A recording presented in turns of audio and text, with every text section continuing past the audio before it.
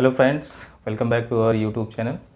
चलिए आज की वीडियो में हम सीखेंगे कैसे किसी क्वाड्रेटिक पॉलिनोमियल के ज़ीरोज़ को फाइंड आउट करते हैं बाय यूजिंग फैक्टराइजेशन मेथड। तो इसके लिए मैं एक क्वाड्रेटिक पॉलिनोमियल को ले रहा हूँ।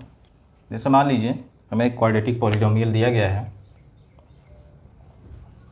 7x² माइनस 13x माइनस 2 और इसके जीरोज़ फाइंड आउट करना है। तो किसी भी क्वाड्रेटिक पॉलिनोमियल के अगर हमें जीरोज़ फाइंड आउट करना है तो सबसे पहला काम क्या है, हम इसको जीरो के इक्वल दिखाते हैं।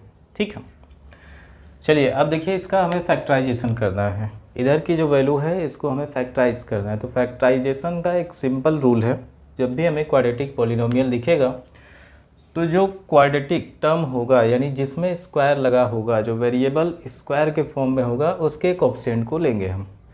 यानी इसको लेना है और साथ ही साथ कांस्टेंट टर्म को लेना है साइन के साथ। पहले इन दोनों का मल्टीप्लाई करेंगे और देखेंगे कितना आ रहा है। तो इधर हमें मिल रहा है 7 और इधर मिल रहा है -2। तो 7 में -2 का मल्टीप्लाई करेंगे तो आ जाएगा -40। तो फर्स्ट टर्म और लास्ट टर्म का हमने मल्टीप्लाई किया तो ये गया -40। अब बारी आई मिडिल टर्म के कोएफिशिएंट की। तो मिडिल टर्म का कोएफिशिएंट साइन के साथ लेना है। तो यहाँ पे देखिए मिडिल टर्म का कोएफिशिएंट कितना है, -13। तो यहाँ पे हम -13 को लिख लेंगे। अब इस -13 को हमें दो ऐसे पार्ट में ब्रेक करना है कि जब इन दोनों पार्ट का मल्टीप्लाई किया जाए तो वही आना चाहिए जो फर्स्ट टर्म और लास्ट टर्म का मल्टीप्लाई करने पर आ रहा था। यानी ये टर्म आना चाहिए, जो फर्स्ट टर्म और लास्ट टर्म का मल्टीप्लाई करना आ रहा था वही यहाँ पर भी आना चाहिए। तो देखिए अब इसको हमें सोचना पड़ेगा। -13 है, -13 को दो ऐसे पार्ट में ब्रेक करना है कि जब उन दोनों का मल्टीप्लाई किया जाए तो -14 आए और साथ ही साथ जब इनको ऐड किया जाए तो -13 आए। तो देखिए अब 13 के पास की वैल्यू हम देखते हैं। तो हम इसको ऐसा भी लिख सकते हैं -14 और +1। अगर आप -14 में 1 को ऐड करेंगे तो -13 आ जाएगा और -14 में अगर आप 1 का मल्टीप्लाई करेंगे तो प्लस माइनस मिलके माइनस ही रहेगा और 14 का 1 में मल्टीप्लाई करेंगे तो आ जाएगा 14। तो कहने का मतलब ये दोनों नंबर हमारे दोनों कंडीशन को फुलफ़िल कर रहे हैं। तो मेन काम यही होता है इसमें मिडिल टर्म को एक्सप्लिट करने की। तो मिडिल टर्म हमारा एक्सप्लिट हो चुका है, यानी जो बीच वाला टर्म है वो दो पार्ट में ब्रेक हो चुका है। तो आइए फिर इसको लिखते हैं। तो अब इसकी जगह हम लिख सकते हैं 7x²। अब -13 जहाँ पे था उसकी जगह हम क्या लिखेंगे, -14 और +1। तो यहाँ पे हम लिखेंगे -14।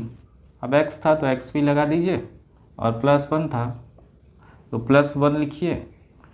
अब 1 लिखिए या ना लिखिए, लेकिन अब यहाँ पे मैं लिख दे रहा हूँ आपको समझने के लिए। सो 1 के साथ x का मल्टीप्लाई करेंगे। सो -14x और +1x ये मिल जाएगा -13x बन जाएगा और -2 दिस इज इक्वल टू 0। अब हम यहाँ पे कॉमन लेने का प्रयास करेंगे। तो देखिए 7x² और -14x दोनों में कॉमन क्या होगा, 7x इसमें भी है और 7x इसमें भी है। तो 7x को हम कर लेंगे कॉमन। यहाँ पर x का स्क्वायर था, एक x बाहर चला आया तो एक x बच गया माइनस। 7x यहाँ से चला आया तो 7 2 जा होता है 14। तो यहाँ पे बचा केवल 2। यहाँ पे आएंगे प्लस, इन दोनों में कुछ भी कॉमन नहीं है। जहाँ पर कुछ भी कॉमन नहीं होता वहाँ पर हम किसको कॉमन लेंगे, 1 को। तो 1 को कॉमन ले लीजिए। अब कहीं पर भी अगर आप 1 को कॉमन लेते हैं तो रिमेनिंग पार्ट सेम रहता है। तो यहाँ पे x था, x ही रहेगा और यहाँ पे -2 था तो -2 ही रहेगा। This is equal to 0। अब देखिए x -2 यहाँ पर भी है, x -2 यहाँ पर भी है। तो x -2 को हम कॉमन करके कर लेंगे बाहर। अब जो बचा उसको अगले ब्रैकेट में लिखेंगे। तो यहाँ पे हमारे पास बचा 7x, इसको हमने लिख लिया। यहाँ पे बचा +1, इसको हमने लिख लिया। This is equal to 0। तो पहला काम हमारा क्या था, फैक्टर करना। तो ये हमारे फैक्टर निकल के आ गए। ये पहला फैक्टर है और ये दूसरा फैक्टर है इस क्वाड्रेटिक पॉलिनोमियल के। अब देखिए इसके जीरोज़ हमें फाइंड आउट करना है। तो अगर जीरोज़ फाइंड आउट करना है तो जो इसके फैक्टर्स आए हैं हम उनको जीरो के इक्वल दिखाएंगे। तो पहला फैक्टर देखिए हमारे पास क्या है, x -2। तो पहला काम हम क्या करेंगे, पहले फैक्टर को जीरो के इक्वल दिखाएंगे। तो x -2 को दिखाएंगे जीरो के इक्वल। तो यहाँ से x की वैल्यू निकलेगी, -2 इधर जाएगा तो आ जाएगा +2। तो पहले जो x की वैल्यू आएगी वो आ जाएगी 2। ऐसा ही हम इसको 0 दिखाएंगे। So 7x + 1 this is equal to 0। +1 को उधर ले जाएंगे तो बन जाएगा -x, इधर बचा 7x और राइट साइड में आ गया -1। अब यहाँ से x की वैल्यू निकालेंगे तो -1 एज इट इज रहेगा, 7 चलाएगा नीचे। तो यही इसके 2 ज़ीरोस निकल के आए। पहला जो ज़ीरो होगा वो होगा 2 और दूसरा जो ज़ीरो होगा वो होगा -1/7। इसको हम हिंदी में शून्यक भी बोलते हैं, यानी पहला शून्यक कितना आएगा 2 और दूसरा शून्यक आएगा -1/7। यही दोनों हमारे आंसर हो जाएंगे। ठीक, तो पहला काम फैक्टर करना है। फैक्टर करने के बाद जो भी फैक्टर्स निकल आएंगे तो उनको हम इंडिविजुअली 0 के इक्वल दिखाएंगे। तो यहाँ से हमें इसके ज़ीरोस निकल के आ जाएंगे। ठीक है, चलिए आगे बढ़ते हैं और इसी से रिलेटेड एक नेक्स्ट क्वेश्चन देखते हैं। देखिए क्वेश्चन में लिखा गया है 15x² + 53x + 42 is equal to 0 और हमसे कहा जा रहा है इसके ज़ीरोस फाइंड आउट करने हैं, यानी इसके शून्यक निकालने हैं, यानी इसके मूल निकालने हैं, आप इसके कह सकते हैं इसके रूट्स हमें फाइंड आउट करने हैं। तो पहला काम हमारा यही होगा कि फर्स्ट टर्म और लास्ट टर्म, फर्स्ट टर्म का कोएफिशिएंट लेना है और लास्ट टर्म के नंबर को लेना है। यानी बेसिकली हम लेते किसको है, नंबर और नंबर को लेते हैं। फर्स्ट टर्म के जो नंबर दिखाई दे रहा है और लास्ट टर्म में जो नंबर दिखाई दे रहा है उसको हम लेंगे, वेरिएबल को नहीं लेंगे।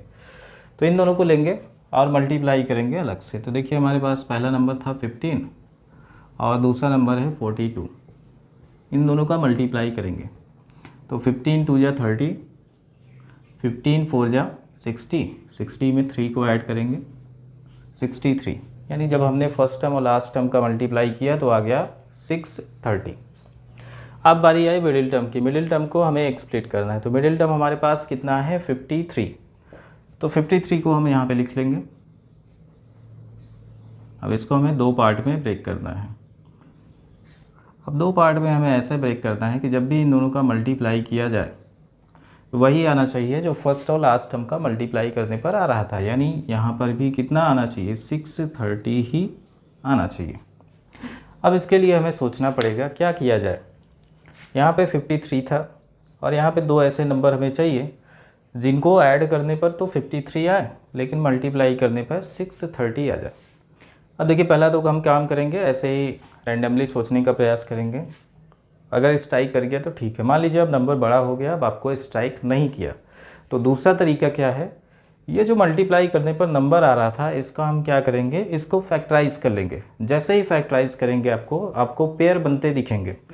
तो देखिए हम क्या करेंगे, इसको फैक्टराइज कर लेंगे। सबसे पहले इसको 2 से कट करेंगे। 2 3 × 6, अब यहाँ पे बचा 2 1 × 2 और 2 5 × 10। फिर से इसको अब हमें फैक्टराइज करना है तो ये नंबर किससे कटेगा, 5 और 4 9, यानी 3 से कटेगा। 3 से काटिए, 3 1 × 3, 3 0 0, 3 5 × 15। अगेन 3 से कटेगा, 3 3 × 9, 3 5 × 15।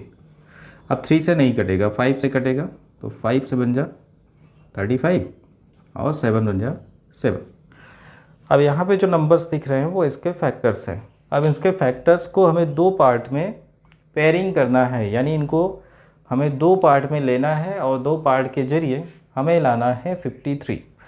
तो देखिए अगर हम यहाँ से पहले, अब देखिए यहाँ पे आपको थोड़ा सा सोचना पड़ेगा, अपने से कंसीडर करना पड़ेगा कि 2 पार्ट में लेना है, अब किसको किसको लेना है। मान लीजिए मैंने पहले पार्ट में इन दोनों को ले लिया तो 7 5 × 35 हो जाएगा और इधर 3 3 × 9, 9 2 × 18। तो एक 35 और 18, तो 35 में 18 को ऐड करेंगे तो 53 आ जा रहा है। इसका मतलब पहला पेयर हम ये लेंगे तो ये क्या हो जाएगा 35 और दूसरा पेयर हम ये लेंगे 3 3 × 9, 2 × 18। जब आप इन दोनों को ऐड करेंगे तो यहाँ पे 53 देखने को मिल जाएगा। यानी हमें यहाँ पे जो 2 पेयर थे वो मिल गए। पहला पेयर मिल जाएगा 35 और दूसरा पेयर मिल जाएगा 18। अब दोनों के सामने कोई साइन नहीं लगा है, यानी दोनों प्लस में हम ले सकते हैं। तो प्लस का 35 और प्लस का 18 इसको ऐड करेंगे तो 53 आ जाएगा और जब इन दोनों को मल्टीप्लाई करेंगे तो 630 आ जाएगा। तो चलिए अब यहाँ पे मिडिल टर्म को एक्सप्लिट कर लिया हमने, यहाँ पे रखते हैं। तो 15x² जैसा था वैसा ही रहेगा, इसमें कोई चेंज नहीं होगा। अब प्लस 53 की जगह हमें क्या लिखना है, 35 और 18। तो एक बार 35x लिख लीजिए और एक बार 18x लिख लीजिए, दोनों प्लस में थे। प्लस का 42 जैसा था वैसा ही रहेगा, दिस इज इक्वल टू 0। अब यहाँ पे आते हैं 15x² और 35x दोनों में कॉमन लेने का प्रयास करेंगे। किसके टेबल में आते हैं? 5 के टेबल में दोनों आते हैं, 15 और 35। तो 5 को कॉमन ले लीजिए और x भी कॉमन हो रहा है। 5x हमने कॉमन ले लिया, यहाँ पे बचा 3 और एक x बच गया क्योंकि x का स्क्वायर था। अब 5 से बन जा होता है 35, तो यहाँ पे 7 बच जाएगा।